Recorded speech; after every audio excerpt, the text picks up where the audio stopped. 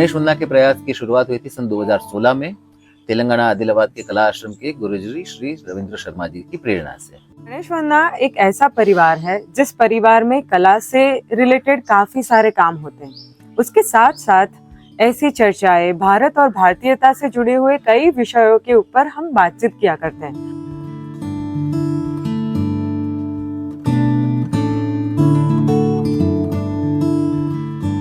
क्या आपने कभी मिट्टी को हाथ में लेकर उससे कोई सुंदर आकार देने का प्रयास किया है? हम जिसकी पूजा करते हैं, बहुत सुंदर मूर्ति हम घर पे लाते हैं और उसका विसर्जन होते हुए देखकर क्या सोचते हैं हम? तो ये विसर्जन ऐसा क्यों करना पड़ता है? और ये जानकर आपको ताज्जुब होगा कि ये विसर्जन के कारण केवल धार्मिक आध्यात्मिक नहीं है, ये विसर्जन के कारण सामाजिक भी है और आर्थिक भी है। अब चूंकि आर्थिक की बात कर रहे हैं, तो क्या आपने जजमानी अर्थव्यवस्था के विषय में कभी कुछ सुना है, जिसके ऊपर कभी हमारा पूरा देश चला करता था?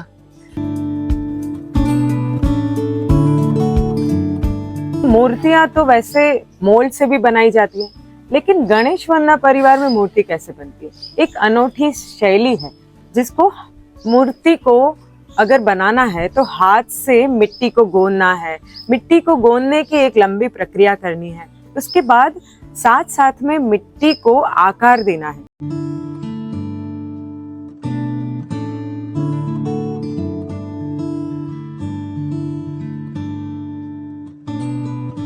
This is my first year joining this journey, and Sneha ma'am has taught me completely from the beginning how to make the idols from the scratch, directly from making the clay at home to making the complete Ganesha idol.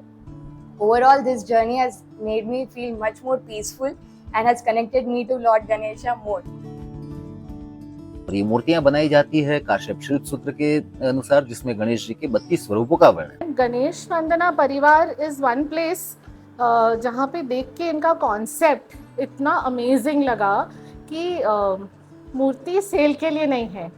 The concept is so beautiful कि लेने वाले का भाव होना चाहिए और देने वाला, अगर आप देखेंगे, इतने भाव से बना रहा है। बिलीव में मुझे नहीं मालूम था कैसे हॉलो मूर्ति बनती है। जस्ट भाव से उनको इन्वोक किया और यहाँ की एनर्जी, यहाँ के लोग इतने अमेजिंग हैं कि मूर्ति अपने आप बनती जा रही है।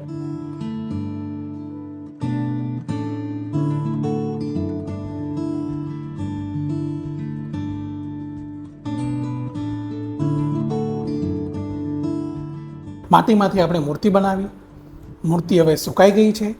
સુકાઈ ગયા પછી આપણે મૂર્તિને ઘસીએ છીએ। મૂર્તિ જ્યારે ઘસાશે એના પછી આપણે એની પર કલર કરીશું। સો જે માટીના કલર કરીશું મૂર્તિ ઉપર, એ માટીના કલર મૂર્તિ પર સરસ રીતે ચોંટી જશે, જેનાથી મૂર્તિનો દેખાવ અને સુંદરતામાં વધારો થશે। मूर्तियों के ऊपर जो रंग लगते हैं, ये रंग सारे के सारे पत्थर और मिट्टी के हैं। इनमें कोई भी रंग बाजार से खरीदा हुआ नहीं है। लोग कहते हैं कि इको फ्रेंडली है, नेचुरल है। ये नेचर में से लिए हुए रंग हैं। हमने अलग अलग जगहों में से, सड़क के किनारे से, जंगल में से, खेत में से अलग अलग मिट्टी और पत्थर को उठाया है, उनको हाथ से तोड़ा है, कूट कूट के उसका पाउडर बनाया है। उस पाउडर को फिर कपड़े से छाना है, बार बार छान के उसका चूर्ण, एकदम बारीक चूर्ण बनाया जाता है।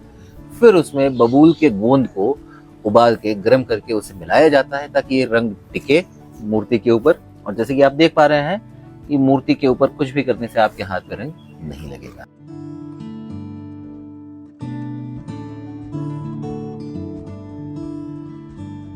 ગણેશ વંદના પરિવાર ખાલી મૂર્તિઓ નથી બનાવતું, એ બધા પરિવારને સાથે રાખવાનું કામ કરે છે। હું અહીંયા કોઈને જ નહોતી ઓળખતી, પણ અહીંયાથી મને એટલો મોટો પરિવાર મળ્યો છે કે બધો પરિવાર સાથે મળીને કામ કરે છે।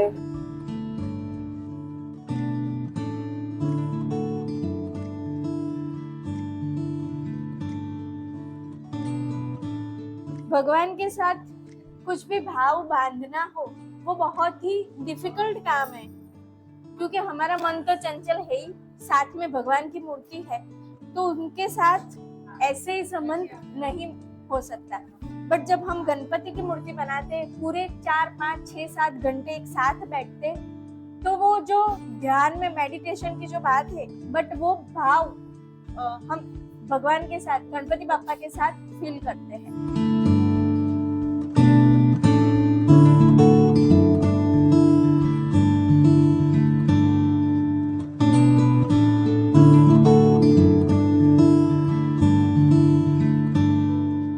सब बोलते हैं कि हमें मूर्ति आपके पास से लेनी है, लेकिन ये प्रोसेस इतनी लंबी है, उसको जाने पहचाने बिना हम लोग मूर्ति भी नहीं देते हैं उनको, क्योंकि मिट्टी को पहले पहचानना पड़ता है कि मिट्टी किस तरह से बनाते हैं और किस तरह से मूर्तियाँ बनने में कितना टाइम लगता है। तो आपको अगर मूर्ति चाहिए तो आप हमारे पास से, हम आपका समय मांगते हैं और फिर बाद में हम आपको मूर्ति देते हैं।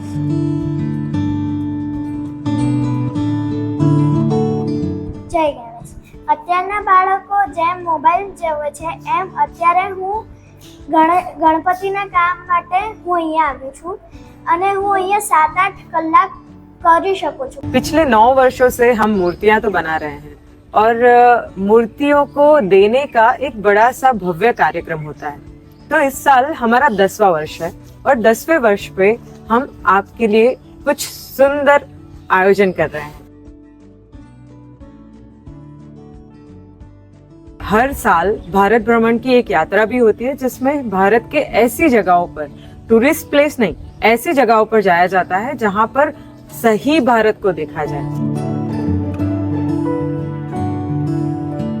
गणेश वंदना परिवार की तरफ से बहुत सारे वर्कशॉप्स कंडक्ट होते हैं जिसमें गणेश जी की मूर्ति बनाना सीखते हैं। सीड बॉल मेकिंग कंडक्ट होता है जिसमें मिट्टी और बीज को हम मिक्स करके बनाते हैं। हमारे वहाँ नेचुरल होली कलर बनाने का भी वर्कशॉप्स होते हैं। नेचुरल वॉक कंडक्ट करते हैं जिसमें हम नेचर के साथ जुड़ते हैं, उसको समझते हैं। गणेश वंदना के द्वारा आध्यात्मिक कार्य भी किए जाते हैं जिसमें रामचरितमानस के पाठ, और इस बार तो हमने अखंड रामायण का पाठ किया था जिसमें बहुत सारे लोगों ने भाग लिया था। हमारे द्वारा सार्थक संवाद नाम की एक वेबसाइट भी चलती है जिसमें भारत और भारतीयता से संबंधित लेखों को प्रकाशित किया जाता है।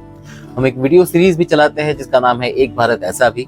उसमें भी हम ऐसी अनसुनी अनकही दास्तान लोगों के सामने प्रस्तुत करते हैं। वैसे कई सारे प्रयास हमारे चलते हैं, तो गणेश वंदना से जुड़कर आप इन सभी में सहभागी बन सकते हो। गणेश वंदना के साथ हमारी जो सबसे छोटी मूर्तिकार है वो 11 वर्ष की है केवल, और हमारे साथ 60 वर्ष से अधिक आयु के मूर्तिकार भी जुड़े हैं। हमारे साथ गुरुकुलों में पढ़ने वाले बच्चे भी हैं, हमारे साथ गृहिणी भी है, हमारे साथ वर्किंग प्रोफेशनल्स भी हैं। तो गणेश वंदना में सब तरह के लोग हैं और जब भी मूर्ति बनाने का काम चलता है तो उस समय हमारा घर एक गुरुकुल की भांति बन जाता है। गणेश वंदना एक सामाजिक आध्यात्मिक आंदोलन है, सकारात्मक आंदोलन है। तो गणेश वंदना के साथ जुड़िए और अपने जीवन में इन सभी परिवर्तनों को होते हुए देखिए। हमारे यहाँ आत्मा की प्रवृत्ति बताई गई है सच्चित आनंदमयी, उसकी अनुभूति करिए, गणेश वंदना के साथ जुड़िए और धीरे धीरे धीरे धीरे अपने देश को, अपनी जड़ों को, अपनी मिट्टी को और मिट्टी से बनने वाली प्रतिमाओं को जानने की दिशा में हमारी यात्रा जारी रहेगी। बहुत बहुत धन्यवाद। नमस्कार।